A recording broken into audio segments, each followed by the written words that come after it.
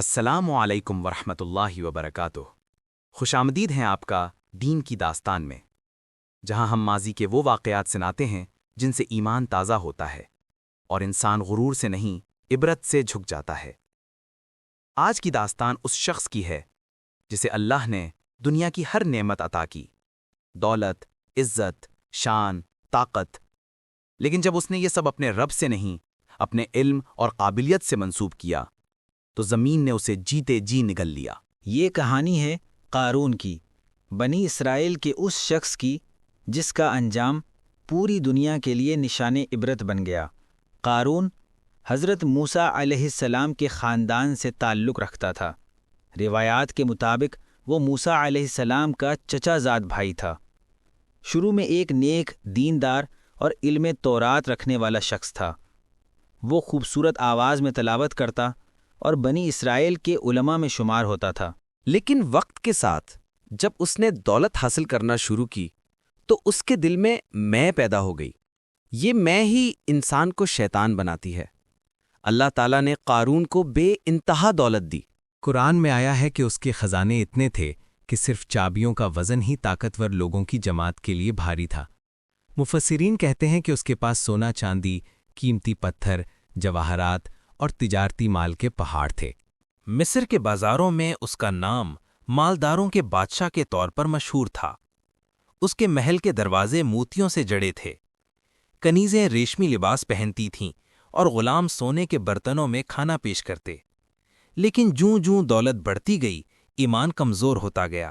ایک دن کچھ لوگوں نے اس سے نصیحت کی، اے قارون، اللہ نے تجھے نوازا ہے، تو شکر گزار بن، اپنی دولت اللہ کی راہ میں خرچ کر اور آخرت کا گھر بنا۔ قارون ہنسا اور بولا، یہ سب کچھ مجھے میرے علم کی بدولت ملا ہے۔ میں خود جانتا ہوں کہ دولت کیسے کمائی جاتی ہے۔ اس ایک جملے نے اس کی تباہی لکھ دی، کیونکہ یہ وہی جملہ تھا جو شیطان نے کہا تھا، میں بہتر ہوں۔ قارون دولت کے نشے میں اندھا ہو گیا تھا۔ وہ بنی اسرائیل پر ٹیکس لگانے لگا، کمزوروں کو دبانے لگا اور جو موسیٰ علیہ السلام کی بات مانتے ان پر ظلم کرنے لگا۔ اللہ تعالیٰ نے موسیٰ علیہ السلام کو نبی بنایا اور انہیں حکم دیا کہ بنی اسرائیل کو فرعون کے ظلم سے نکالیں۔ مگر قارون فرعون کی طرح ہی موسیٰ علیہ السلام کے مقابل آ گیا۔ وہ لوگوں میں موسیٰ علیہ السلام کے خلاف باتیں پھیلانے لگا، کہتا، یہ موسیٰ تمہیں دھوکہ دے رہا ہے، یہ چاہتا ہے تم سب اس کے پیچھے لگ جاؤ تاکہ یہ خود سردار بن جائے۔ موسیٰ علیہ السلام نہایت صابر اور نرم دل نبی تھے۔ انہوں نے بار بار قارون کو نصیحت کی، لیکن قارون کی آنکھوں پر غرور کی پٹی بندھی تھی۔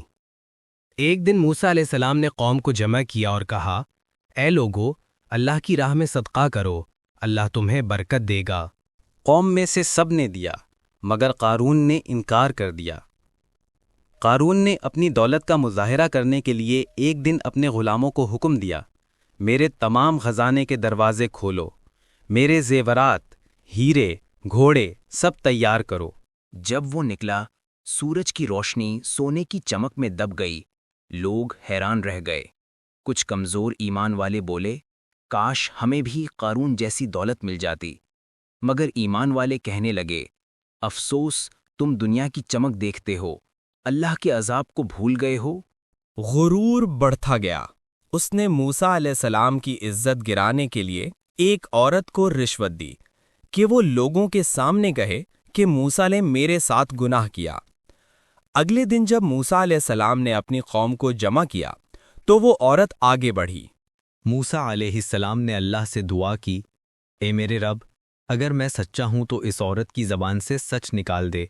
اور وہ عورت کانپنے لگی، روتے ہوئے بولی، میں جھوٹ بولنے والی تھی، قارون نے مجھے رشوت دی تھی۔ قوم چیخ اٹھی۔ سب نے دیکھا کہ حق ظاہر ہو گیا ہے اور قارون کا جھوٹ بے نقاب ہو گیا۔ اللہ تعالیٰ نے موسیٰ علیہ السلام کو حکم دیا، اے موسیٰ، میرے حکم سے زمین کو اشارہ کر۔ موسیٰ علیہ السلام نے اشارہ کیا، زمین لرزنے لگی۔ قارون اپنے خزانے سمیت کانپنے لگا۔ زمین نے اس کے قدم نگل لیے۔ وہ چلانے لگا، اے موسیٰ، مجھے بچاؤ، میں توبہ کرتا ہوں۔ موسیٰ علیہ السلام نے فرمایا، اب توبہ کا وقت گزر چکا۔ زمین اسے مزید نگل گئی، پہلے ٹخنوں تک، پھر گھٹنوں تک، پھر سینے تک، یہاں تک کہ وہ پورا زمین میں دفن ہو گیا۔ قرآن فرماتا ہے، پھر ہم نے اس کو اور اس کے گھر کو زمین میں دھنسا دیا۔ جب زمین پرسکون ہوئی تو اس جگہ پر صرف مٹی تھی، نہ محل، نہ خزانہ، نہ قارون۔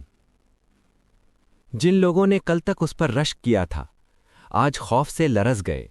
وہ بولے، اللہ ہی بہتر جانتا ہے کہ کس کو دولت دینی ہے۔ اگر اللہ ہم پر مہربانی نہ کرتا تو ہم بھی زمین میں دفن ہوتے۔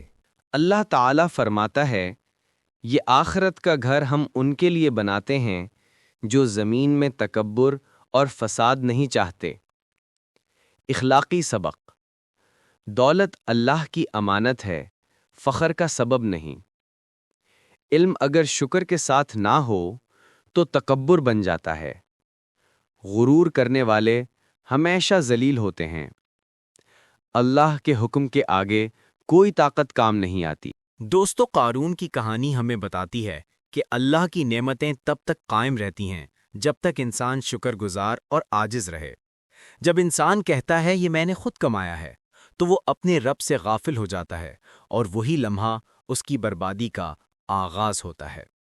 اللہ ہمیں ایسی دولت دے جو ہمیں مغرور نہ کرے، ایسا علم دے جو ہمیں عاجز بنائے، اور ایسا دل دے جو ہمیشہ اس کے حضور جھکتا رہے۔ اگر آپ کو یہ ویڈیو پسند آئی ہو تو دین کی داستان کو سبسکرائب کریں تاکہ ہم آپ تک اور بھی ایمان افروز واقعات پہنچا سکیں۔ اللہ حافظ، اگلی ویڈیو میں ملاقات ہوگی انشاءاللہ۔